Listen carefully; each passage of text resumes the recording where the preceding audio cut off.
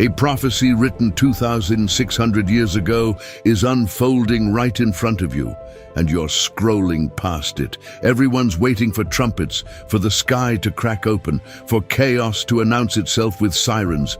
That's not how this works. Prophecy doesn't scream, it whispers. It moves like a chess game played across centuries, and right now, we're watching the final moves. Daniel saw it. A timeline of empires, a global system, an end most people aren't ready for. Here's the part that should terrify you. Every single piece he described is either already in place or being assembled right now. You've been told biblical prophecy is vague, outdated, impossible to decode. That's a lie. Daniel's visions weren't poetry. They were surgical predictions that have proven accurate for thousands of years. Empires rose and fell exactly as he said. He described technologies that wouldn't exist for millennia. He saw a world system previous generations thought impossible. You're living in it. The statue of gold, silver, bronze, iron, and clay. We're standing in the feet. The little horn speaking great things. Look around. The global system controlling buying and selling. They're building it, and they're calling it progress. But here's what they don't want you to know. If Daniel was right about everything until now, and he has been with terrifying accuracy, then what he said about the end is also true. There's a stone coming, not cut by human hands. It's going to shatter every kingdom, every empire, every system humanity has built. And when it does, there won't be time to catch up, to understand, to prepare. The door closes. So here's my question. Are you paying attention? Or are you going to be one of the millions who looks back and realizes they missed every single sign? What I'm about to show you isn't theory. It's not speculation. It's prophecy, quietly, relentlessly, undeniably unfolding right now. Imagine a dream so disturbing you can't shake it. Nabucodonosor had that dream, the most powerful king on earth. He saw a statue, towering, gleaming, but divided. Gold head, silver chest, bronze belly, iron legs, feet of iron mixed with clay. He couldn't remember it, but he knew it mattered. Daniel, a Hebrew slave, didn't just tell him the dream. He decoded a timeline that would span millennia. This wasn't about ancient history. It was a prophetic map of humanity's future. And you're living in the most critical part of it. Each metal is an empire that would dominate the world. History confirmed three with surgical precision: gold, Babylon, Nabucodonosor's empire; wealth, glory, gone; silver, Medo-Persia, conquered Babylon exactly as Daniel said; bronze, Greece, Alexander the Great; Hellenistic culture across three continents; iron, Rome, brutal, relentless. The empire that crushed everything and shaped the West you know today. But here's what most people miss. Daniel said the fourth kingdom would be different. It would devour the whole earth. And there's never been a fifth empire that completely replaced Rome. Now comes the part that rewrites everything you thought you knew. The feet. Iron mixed with clay. Daniel was clear it would be divided. Strong as iron in some ways, fragile as clay in others. They'd try to unite. Marriages, alliances, treaties. But iron doesn't mix with clay. Look around. Superpowers forming economic blocs, military alliances like NATO, global trade agreements, but at the same time, ideological divisions, cultural wars, political fractures that seem impossible to heal. Western nations share legal systems inherited from Rome, but they're fragmenting from within.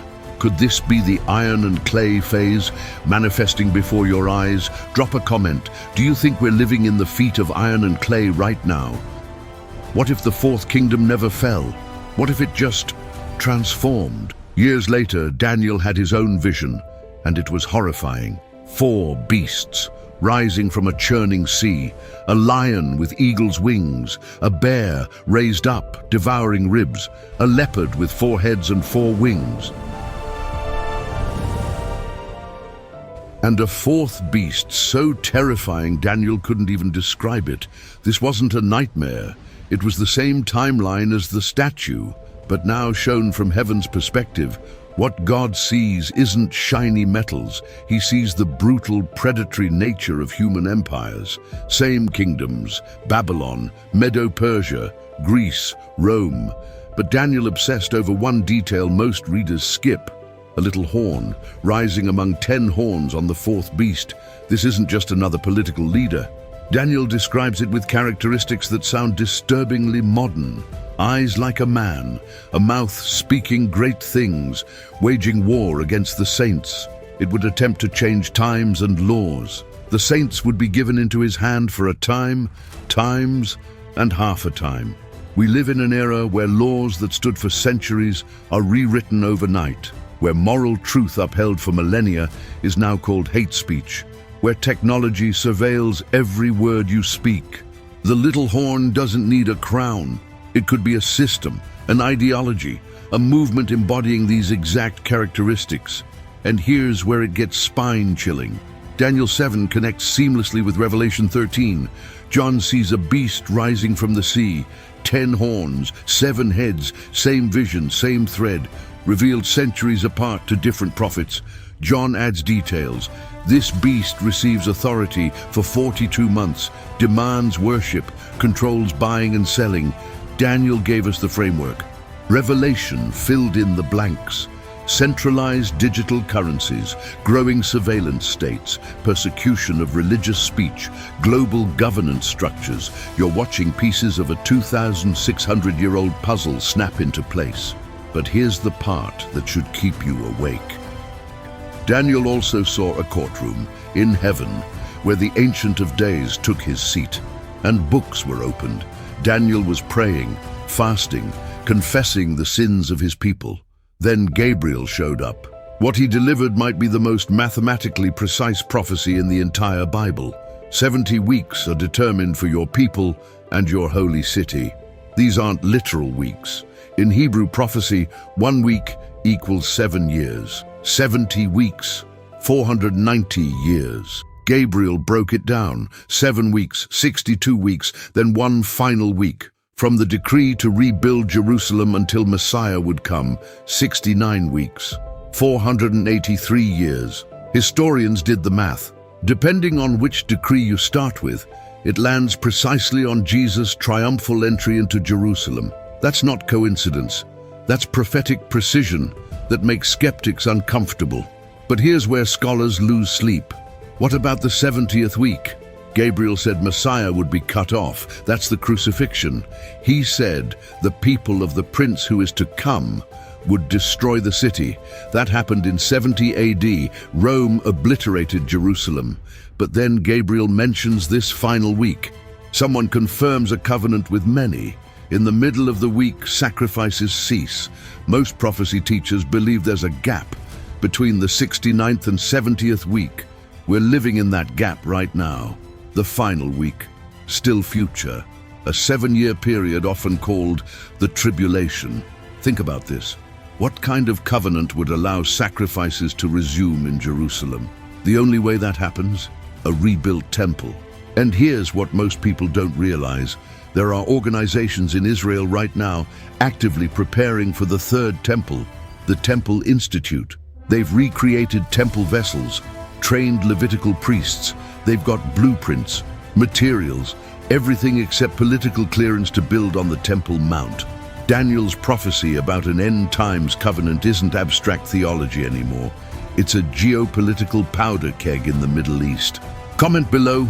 Do you think the third temple will be rebuilt in our lifetime? One major shift in Israeli politics, one peace agreement, and the fuse gets lit.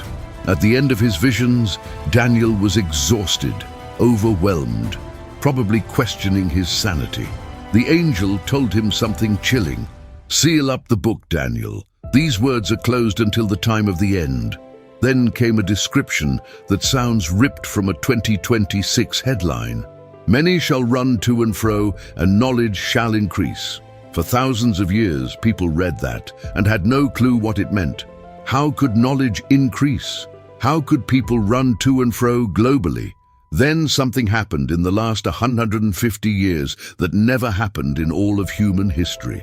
We went from horse-drawn carriages to supersonic jets, from handwritten letters to instant global communication, from libraries to the entire sum of human knowledge in your pocket. Daniel lived in a world where the fastest travel was on horseback, where knowledge was locked in scrolls, where 99% of humanity never traveled 20 miles from where they were born. Now, over 4 billion people fly every year.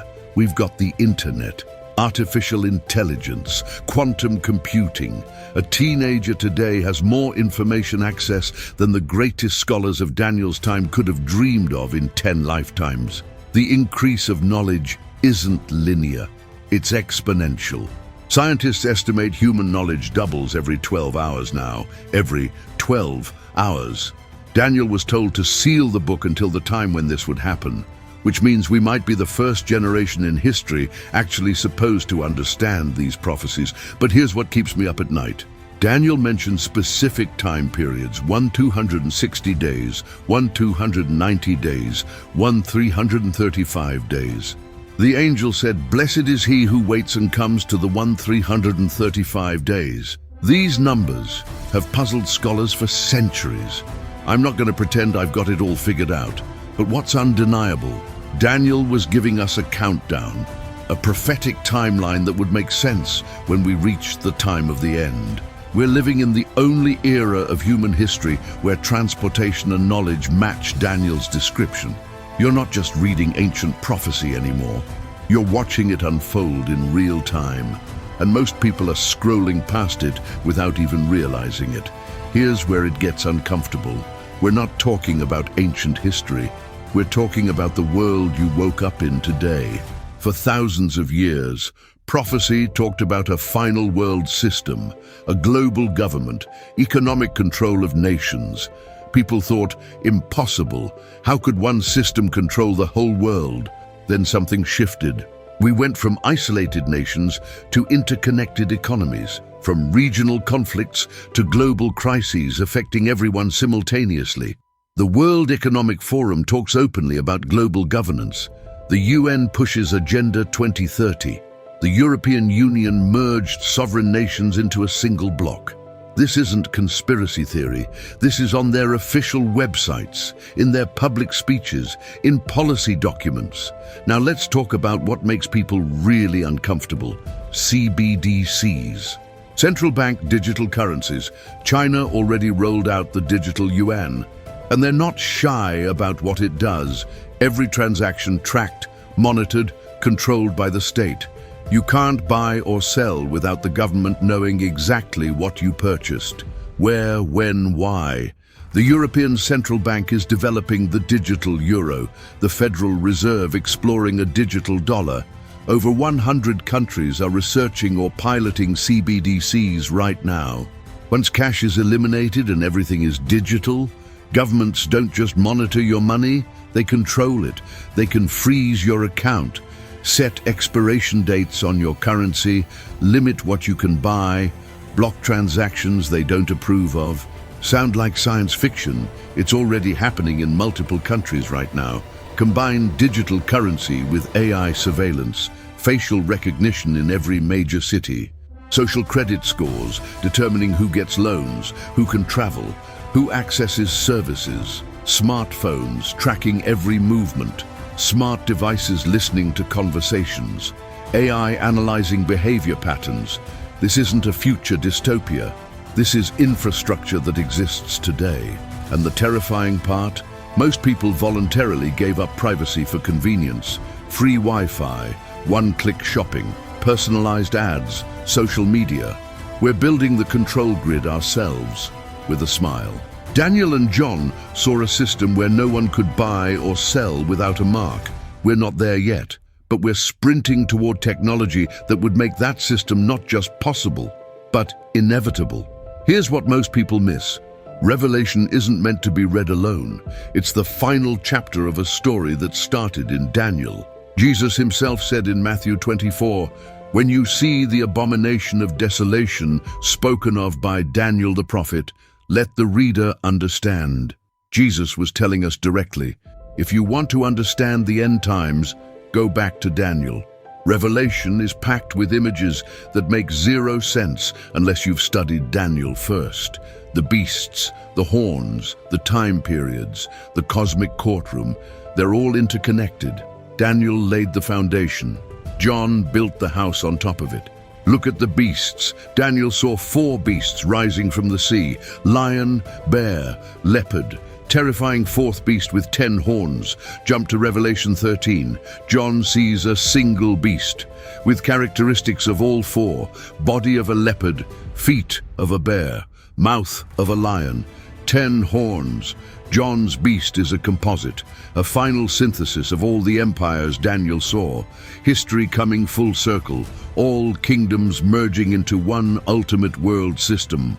Both describe this little horn, this beast speaking blasphemies, making war with saints, exercising authority for a specific time. They're not describing different things. They're describing the same prophetic reality from different angles, separated by 600 years, perfectly synchronized. And then there's the kingdom Daniel and John both promise. Daniel saw a stone cut without hands. It smashed the statue and grew into a mountain filling the whole earth, the eternal kingdom of God.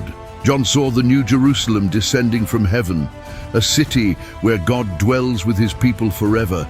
The nations that raged, the empires that oppressed, the systems that controlled, they all crumble. What remains? The kingdom that cannot be shaken. Understanding this connection changes everything. Prophecy isn't random, it's not contradictory, it's not meant to confuse you, it's meant to prepare you.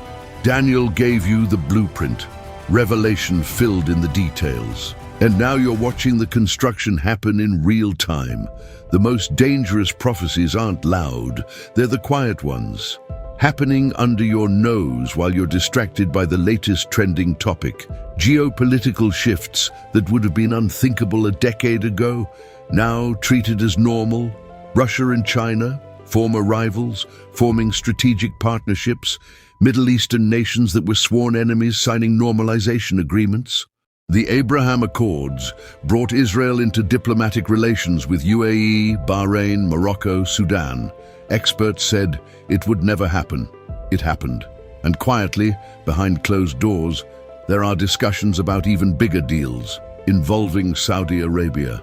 These aren't random political moves. Ancient enemies are shaking hands. And if you know your Bible, you know end times prophecy talks extensively about unusual alliances forming in the last days.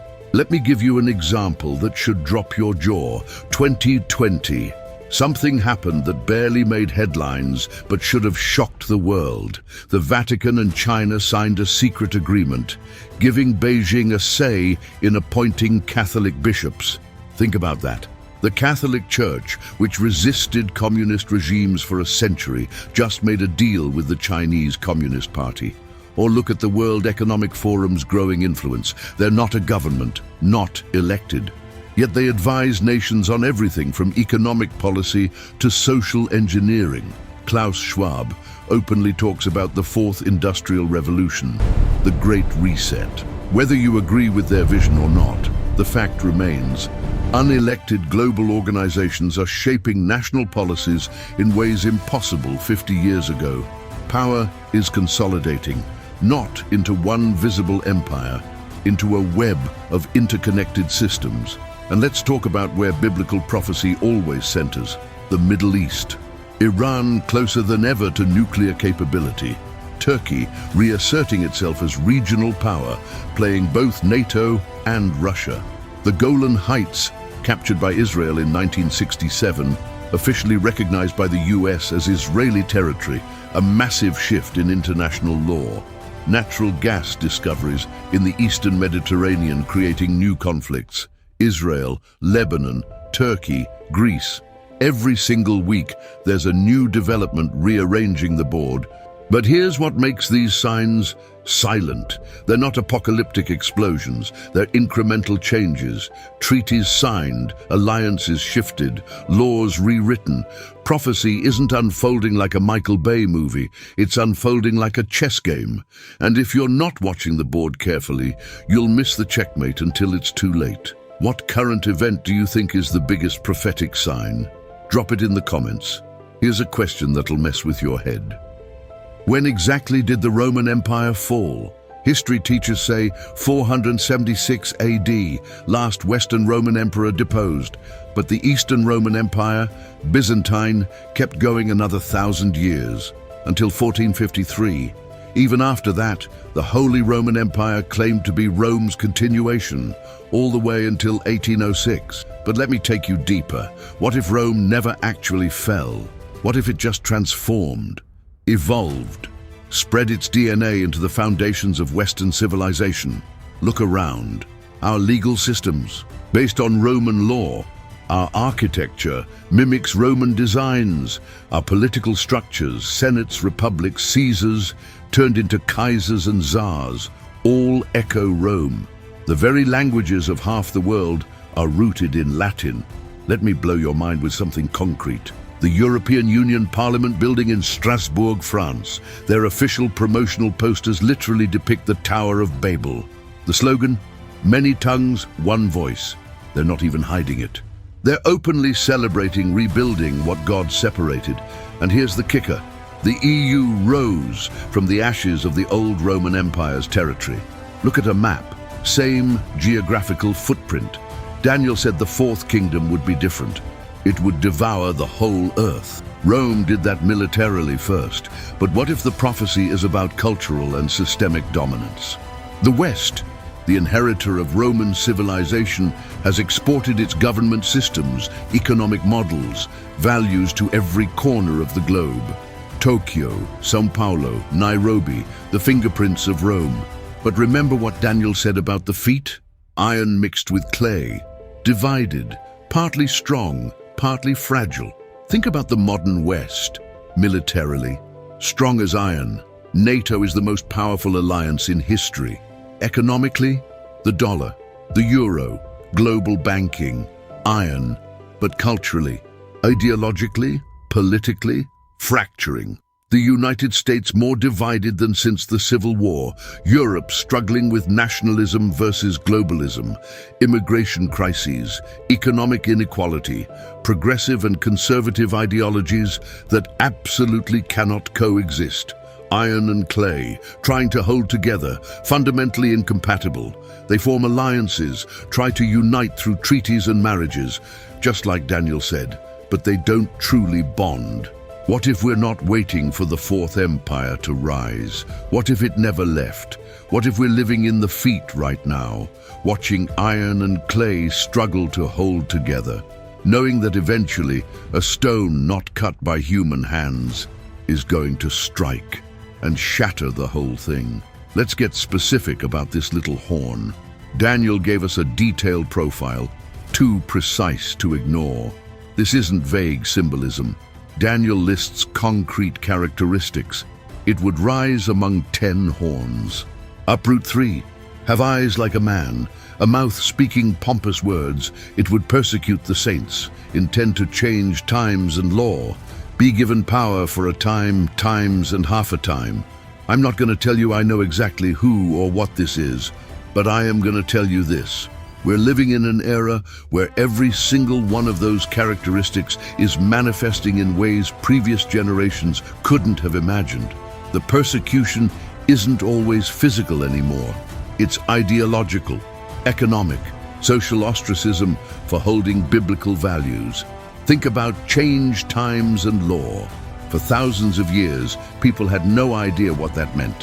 How do you change time? We've literally done it. Redefined calendars, created time zones, daylight saving. Now there's serious discussion about restructuring work weeks, but more significantly, look at how laws are changing at breakneck speed. What was moral law, natural law, divine law for millennia, being rewritten in a single generation?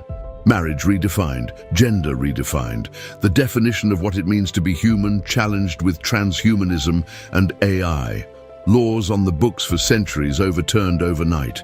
And if you dare hold to the old understanding, bigot, cancelled, deplatformed, fired. The little horn doesn't just change laws. It wages war against the saints through those laws. You don't need physical persecution when you can destroy someone economically, socially, professionally. religious freedoms challenged in courts worldwide, Christian business owners sued for living their beliefs, pastors fined for what they preach, churches shut down while other gatherings allowed, social media banning biblical content while promoting everything that contradicts it.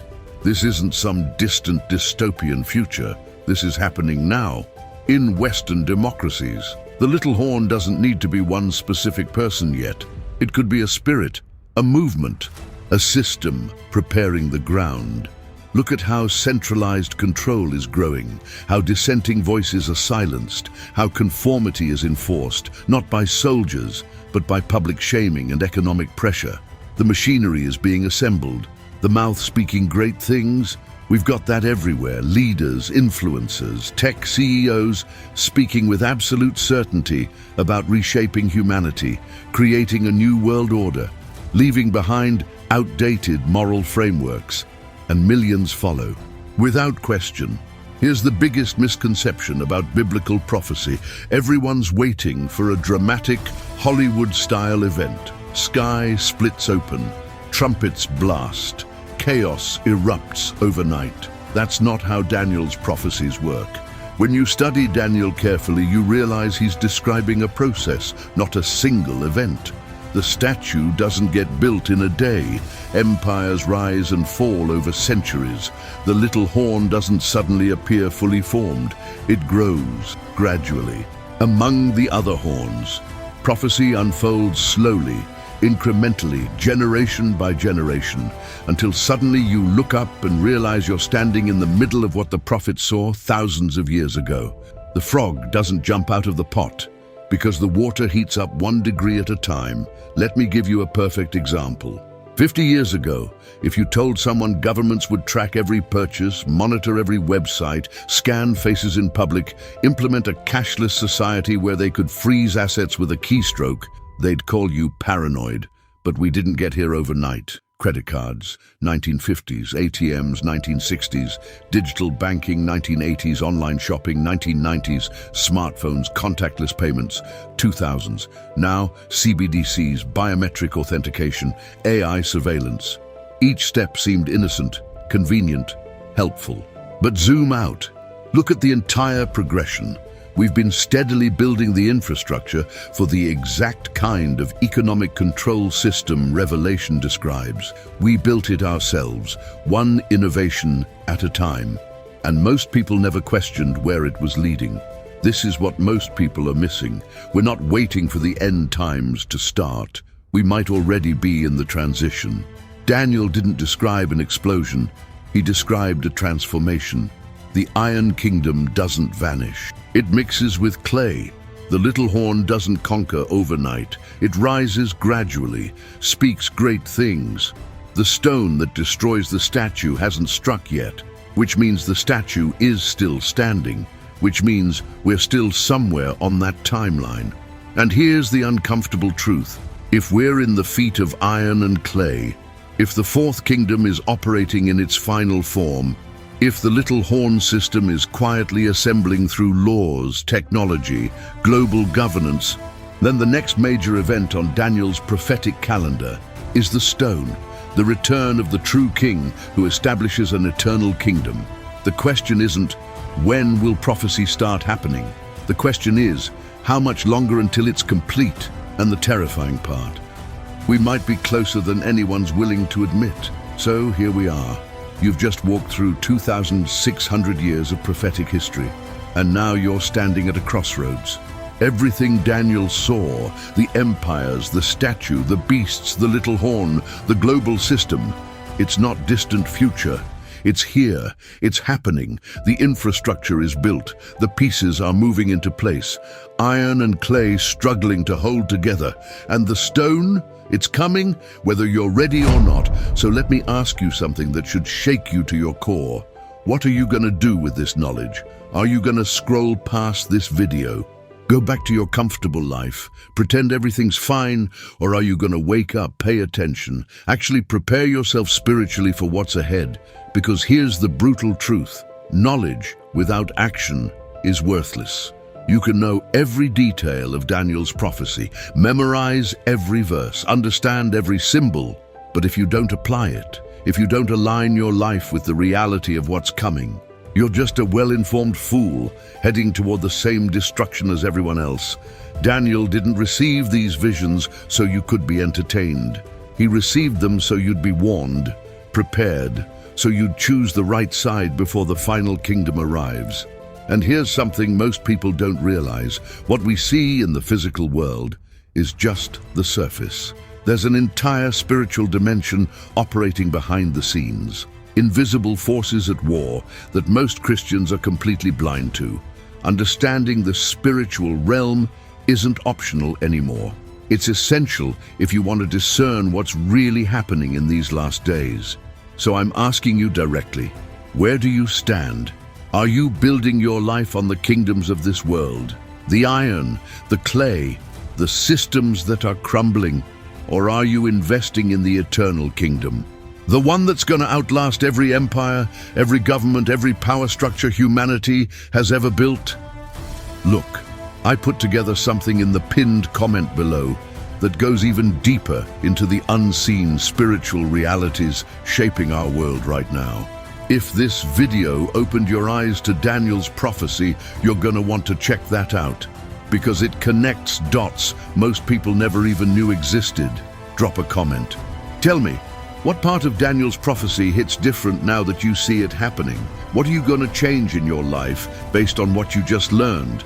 And if this video woke you up, subscribe to this channel, smash that notification bell, because we're just getting started. There's so much more to uncover, and you don't want to miss what's coming next. The clock is ticking, the prophecy is moving, and you need to be ready.